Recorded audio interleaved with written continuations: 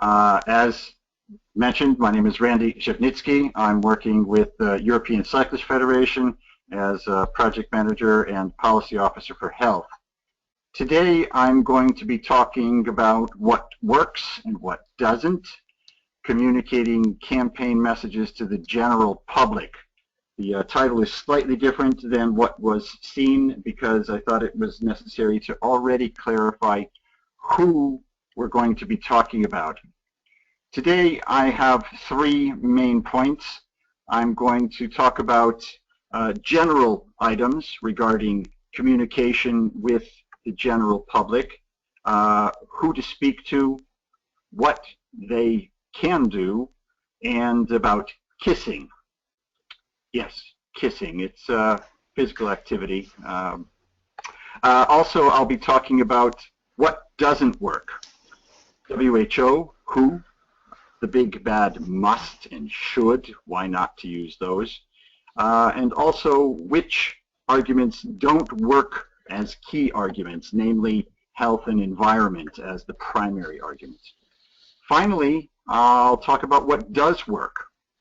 Talk about real things. I suggest you talk about real people, and I have one real powerful argument. With no further ado, I'll get into my first slide if I can here. Let's see, there it is. General tips. The first thing, as Dr. Jomba said, is you need to know who you're addressing. And I want to be clear that today I'm talking about communicating campaign goals with the general public. This is because the greatest gains in public health are to be seen amongst sedentary people who start to do physical activity, even small amounts. Today, I'm not talking about how to communicate with employers or ministers, your colleagues, and certainly not your boss. They are members of the general public, but other tips and communication strategies would be useful. Now, the second point, second general tip, is to focus on who can change and what you can achieve. You can have an influence in making recommendations to some of the people who are already thinking or considering about doing more physical activity, about getting out of their cars, making the switch to walking or cycling. Generally, mass market campaigns don't have the power to change the life of many individuals, and certainly not people who are not thinking about it. That's not anything that you could do with with a mass market campaign. But there is some economic evidence that the kind of campaigns that we're doing can be more cost effective than individual coaching, because mass campaigns can trigger some people who are considering or slightly prepared to change their behavior. And you can do this with limited resources compared to very expensive individual coaching. A word about kissing, and in fact I mean keeping it short and simple. Keep your message short and simple. Public health messages, generally, you should assume an average to low level of reading and education. Even lower if you're thinking about certain targets. You shouldn't use long, complicated sentences or complicated arguments. Keep your language straight and clear and to the point. What shouldn't you do? Well, one of the things you shouldn't do, which I've seen happen in many cases, many promotion letters and campaigns start with, according to the WHO, you should do, well, no, don't appeal to authority. WHO is an excellent resource for information. We're very happy to work with them.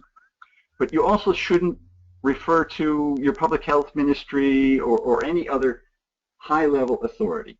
The first main reason is that most people associate WHO and health ministries with things like epidemics, death, negative emotions. That's not the kind of association you want people to have. Also, you don't have power over these people. So trying to appeal to another power isn't going to increase your power. So use the information from WHO, from your health ministry, from reliable sources like Dr. Jumba mentioned, but don't refer to it as the reason why people should start doing it. Another thing not to do, don't use words like should or must. This isn't motivating, and it's not self-motivating.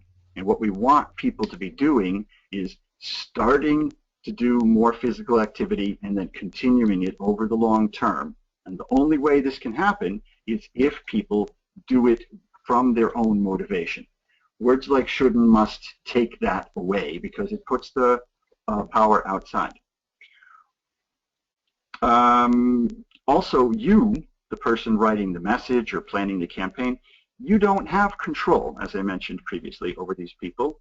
Some people do have control, like their boss or parent or spouse, but you don't want to be confused with those people. So stay away from those kinds of words. Now, you can say, you can do this. You can say, it's better to do it this way. You can say, you should see, you should be able to see, you might feel, but actually I just slipped the word should in there, unfortunately, because it's much too easy to do. So it's better not to use these words and avoid them if you can. The final 2 points might be a little bit surprising for some people. Don't say, do it because it's good for your health. Now, it is true that doing more physical activity will help people, but most of the things that most people expect are not going to happen. And that's because most of the health benefits are long-term. Now, health is something that most people want to improve, and many people correctly believe it will help. But as a motivation for switching out of your car to start cycling or start walking to work, it's inefficient or it's even counterproductive. This is because people will not see most of the changes that they're interested in, except over the medium to long term.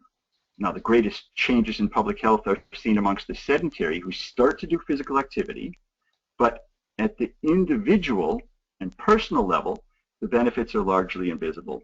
People aren't going to start losing weight or improving their fitness or their stamina, lowering blood pressure, heart rate. They won't see the changes, and they'll be hardly measurable for at least 6 to 12 months. So most people who expect to see these things in the short term will be disappointed, and this can be very demotivating. And if they don't see or feel the benefits, the demotivation can lead to quitting rather than establishing a healthy, habitual, regular long-term activity. So we recommend to temper expectations and focus instead on finding other motivations that can provide more immediate rewards, like enjoyment, saving time, saving money. So do use the argument about health after mentioning real benefits. Use it as a nice extra, but keep it simple in general. The same basic explanation goes for why you shouldn't say, why you should not say, it's good for the environment. It is true that people who stop using cars and start using public transport, walking or cycling, will have a tiny contribution to the environment, each person, but it's too abstract.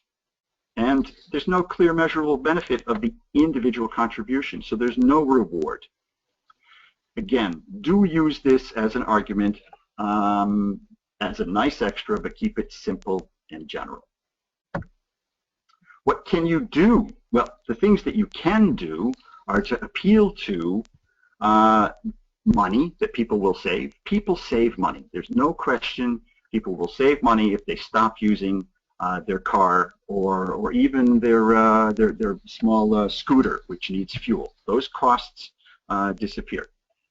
For people who live in cities, most of them will see that they save time. They can get where they need to go across the city by cycle for sure, but also by car and public transport, sorry, by walking and public transport in about the same time or even less. And if it does take them a bit more time, they could be convinced by the fact that they're getting physical activity, so they don't have to go to the gym or the fitness center to get physical activity, so they're saving time doing it that way. You should appeal also to the fun and the enjoyment and the pleasure. People, our bodies want to be used, and when we use them, especially if you do so slowly and build up, it feels good, and people can experience pleasure. Also, you should appeal to the social side of things. Join the crowd of people who are walking or cycling or using public transport to get to work. And finally, that special tip, that strong tool, the real powerful tool. It's a little bit abstract, but the point is to describe the good thing that people are doing, the good health, as normal. So in any ways that you can correctly and accurately, honestly word it, talk about things like the majority are doing it, or many people, more and more. This is a very powerful tool for getting people to think about what is the right thing to do, the good thing to do, and that they join in. If you refer to the 60% of Europeans who are not doing enough physical activity, well, they would be very comfortable and fit right in. Well, I'm 1 out of 6 out of 10. No, no, no. Refer to the growing group of people who are aware and are doing it more and more. So, just to repeat, don't use health and environment as your key core messages. Use them as extras. This can help create a tipping point in the argumentation. Talk about the good things that I mentioned in the previous screen, and then mention health and environment are also something beneficial. Final closing tip of things to do when you're talking and addressing the general public are to show real people. People who look normal in real situations. Well, I've put up 3 pictures here, 4 pictures, 3 of which are from the Switch website. Only one of them, connection was lost. I apologize. It says it's now restored. I will briefly I'll just briefly repeat. It's fine. Okay, good. Thank you. I put up 4 pictures. 3 of them are actually not so good, and one of them is great. The one that's in the center, which is a clear picture of a real situation, of real people, not too attractive, not aspiring, is the best.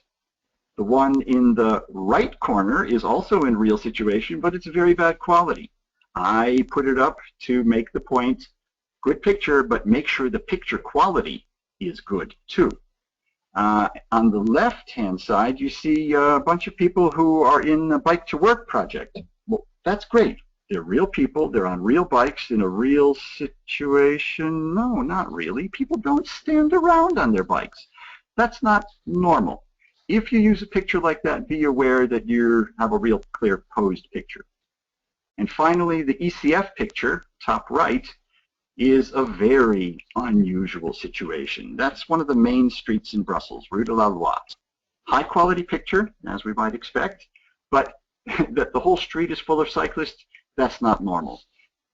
You shouldn't use this kind of a picture if you're trying to convince the general public about doing the normal thing. On that point, it's time to say goodbye. I'll say thank you very much, and thanks especially to Professor Dr. Philip Boon from the Catholic University of Leuven, who gave me quite a few tips on this, and thank you very much to you for listening in. Please see my contact information and follow me on Twitter if you want to know more about cycling and health.